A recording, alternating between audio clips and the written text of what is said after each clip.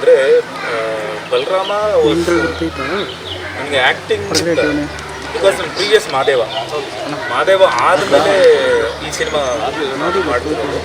ಎಲ್ಲೋ ಒಂದು ಕಡೆ director sir ಆಗಲಿ, ಆಮೇಲೆ ಸಿನಿಮಾ ನೋಡಿರೋರು ಅಷ್ಟೋ ಜನ ಒಂದೇ ಒಂದು ಕ್ಷಣನೂ ಒಂದು ಟೈಮಲ್ಲೂ ಮಾದೇವ ಕಾಣಿಸಿಲ್ಲ, ನಮಗೆ ಬಲರಾಮನೇ ಕಾಣಿಸ್ದ ಅಂತ ಎಲ್ಲರೂ ಪ್ರೊಡ್ಯೂಸರಿಂದ ಹಿಡಿದು ಎಲ್ಲರೂ ಹೇಳಿದ್ರು.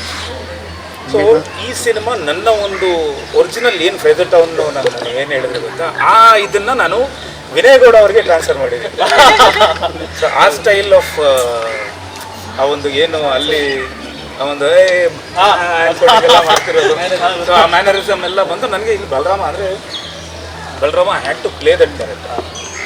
ಸೊ ವಿನಯ್ ಗೌಡ ಅವ್ರದ್ದು ಏನು ಆ ಒಂದು ಕತ್ತಿ ಕ್ಯಾರೆಕ್ಟರ್ ಇದೆ ಗೊತ್ತಾ, ಅದನ್ನು ನನ್ನ ಒಂದು ಫ್ರೇಜರ್ ಟೌನಲ್ಲಿ ಏನು ನಾನು ಹುಟ್ಟಿ ಬೆಳೆದಿದ್ದು ಆ ಒಂದು style of thing I have transfer to him.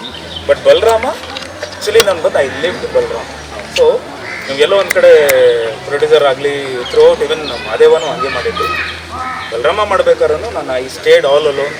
ನನಗೆ ವೈಫ್ ಅವರು ಬಂದರೂ ನನಗೆ ಬೇರೆ ಅಂತೇಳಿ ನಾನು ಸಪ್ರೇಟಾಗಿ ರೂಮಲ್ಲಿ, ಬಿಕಾಸ್ ನಾನು I use to wake up as Balarama, I live that character.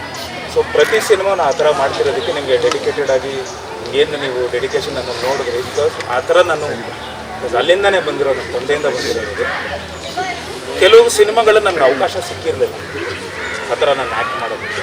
But ಇಲ್ಲಿ ಬಲರಾಮ ಟೋಟಲ್ ನನಗೆ ನೀವು ಇನ್ನೊಬ್ಬ ವಿನೋದ್ ಪ್ರಭಾಕರ್ ಅಥವಾ ಇನ್ನೊಬ್ಬ ಬಲರಾಮ ಅಂದರೆ ಇನ್ನೊಬ್ಬ ವಿನೋದ್ ಪ್ರಭಾಕರ್ ಅನ್ನೋದಕ್ಕಿಂತ ಬಲರಾಮನ ನೋಡ್ಬೋದು ಸರ್. ಅದು ಈ ಸಿನಿಮಾಗೆ ಮಾತ್ರ ಅಲ್ಲ, ಪ್ರಶಾಂತ್ ಸರ್ ಹೇಳಿರೋ ಥರ ಮೋಸ್ಟ್ ಡೆಡಿಕೇಟೆಡ್ ಆ್ಯಕ್ಟರ್ ನೋಡಿರೋದು ನಮ್ಮೊಂದಷ್ಟು ನಾನು ಅಷ್ಟೇ.